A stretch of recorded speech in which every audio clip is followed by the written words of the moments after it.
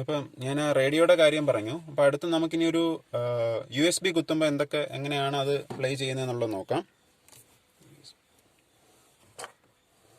USB കുത്തുന്നത് ഇവിടെയാണ് അതിൻ്റെ port. USB aux port ഇവിടെയാണ് വരുന്നത്. അതിനകത്തോട്ട് നമുക്ക് USB കണക്ട് ചെയ്ത് നോക്കാം.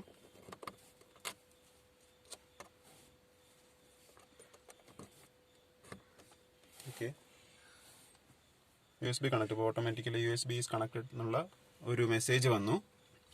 ഇനി നമുക്ക് USB എടുക്കണമെങ്കിൽ രണ്ട് രീതിയിൽ പോകും. ഒന്നെങ്കിൽ ഈ സൈഡിലുള്ള മീഡിയ ബട്ടൺ എടുക്കാം, അല്ലെങ്കിൽ ഈ നടുക്കുള്ള മീഡിയ ബട്ടൺ എടുക്കാം. അപ്പോൾ എന്തൊക്കെ അവൈലബിൾ ആണെന്ന് കാണിക്കും. ഇപ്പോൾ അത് FM-ലാണ് അത് നിൽക്കുന്നത്. മോഡ് FM-ൽ നിൽക്കുകയാണ്. അതാണ് അത് യെല്ലോയിഷ് ആയിട്ട് കാണുന്നത്. നമുക്ക് USB സെലക്ട് ചെയ്യണമെങ്കിൽ ഇതൊരു ടച്ച് ചെയ്യുക, ഓട്ടോമാറ്റിക്കലി നമ്മുടെ USB-ലോട്ട് പോകും. ഇപ്പോൾ USB ഇത് ഓട്ടോമാറ്റിക്കലി ഡിറ്റക്ട് ചെയ്ത് പ്ലേ ചെയ്യുവാണ്. ഇപ്പോൾ USB-ക്കകത്ത് നമുക്ക് ഫോൾഡേഴ്സ് ആയിട്ട് സെറ്റ് ചെയ്തിട്ടുണ്ടെങ്കിൽ ആ ഓരോ ഫോൾഡറും നമുക്ക് കാണാൻ പറ്റും. അപ്പോൾ അതിന് വേണ്ടിയിട്ട് ഈ ഒരു ഫോൾഡറിൻ്റെ ഒരു മെനു നമുക്കിവിടെ കാണാം. അത് ക്ലിക്ക് ചെയ്യുക. അപ്പോൾ നമുക്ക് അതിലുള്ള എന്തൊക്കെ ഫോൾഡേഴ്സ് അതെല്ലാം നമുക്ക് ഇതിനകത്ത് കാണാൻ പറ്റും.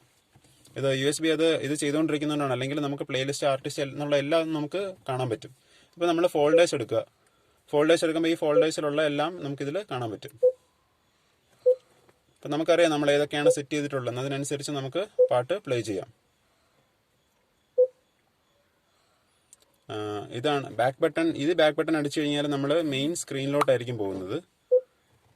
നമുക്ക് ഫോൾഡർ തന്നെ വീണ്ടും പോകണമെന്നുണ്ടെങ്കിൽ അതിനുള്ള ബാക്ക് ബട്ടൺ എന്ന് പറയുന്നത് ഇവിടെയാണ് വരുന്നത്.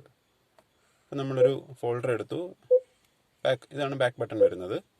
ഇപ്പോൾ കാണാം, ഇത് ഓട്ടോമാറ്റിക്കലി ഡിറ്റക്ട് ചെയ്തു. ആർട്ടിസ്റ്റ്, ആൽബംസ് എല്ലാം ഡിറ്റക്ട് ചെയ്ത് കഴിഞ്ഞു USB. നേരത്തെ അതൊന്ന് ലോഡ് ആയിക്കൊണ്ടിരിക്കുമായിരുന്നു. ഇപ്പം ഓട്ടോമാറ്റിക്കലി എല്ലാം ഡിറ്റക്ട് ആയി കഴിഞ്ഞു.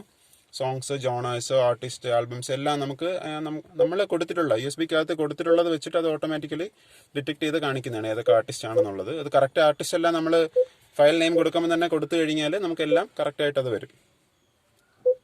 ഇത് നമുക്ക് USB-ന്ന് വീഡിയോയും പ്ലേ ചെയ്യാൻ പറ്റും. അത് ഞാൻ കാണിക്കാം.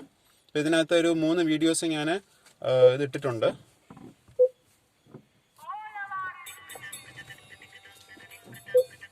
അത്യാവശ്യം നല്ല ക്ലാരിറ്റി ഉള്ള വീഡിയോ ആണ്. നിങ്ങൾ മൊബൈലിൽ കാണുമ്പോൾ അതിന് എത്ര ക്ലാരിറ്റി നിങ്ങൾക്ക് കിട്ടും എന്നറിയില്ല. പക്ഷേ നല്ല ക്ലാരിറ്റി ഉള്ളൊരു, നമുക്കൊരു 7 ഇഞ്ച് ഫോണിൽ കാണുന്ന അതേ ക്ലാരിറ്റി തന്നെ നമുക്ക് ഈ സിസ്റ്റത്തിൽ കിട്ടുന്നുണ്ട്. പോസ് ചെയ്തു. ഇനി എല്ലാവർക്കും ഒരു സംശയം ഉണ്ടാവും, നമുക്ക് വണ്ടി ഓടിക്കൊണ്ടിരിക്കുമ്പോൾ സിനിമയൊക്കെ ആയിട്ട് കാണാൻ പറ്റും എന്നുള്ളത്.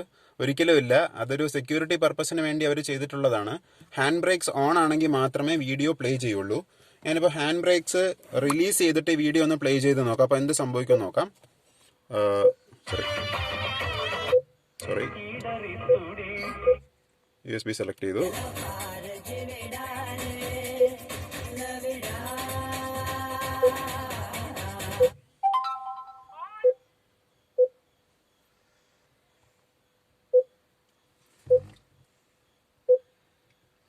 ഞാനിപ്പം ഹാൻഡ് ബ്രേക്ക് ഒന്ന് റിലീസ് ചെയ്യുവാണ്. ഹാൻഡ് ബ്രേക്ക് മൊത്തത്തിൽ റിലീസ് ചെയ്തു. ഇനി ഇത് പ്ലേ ചെയ്യുവാണ്.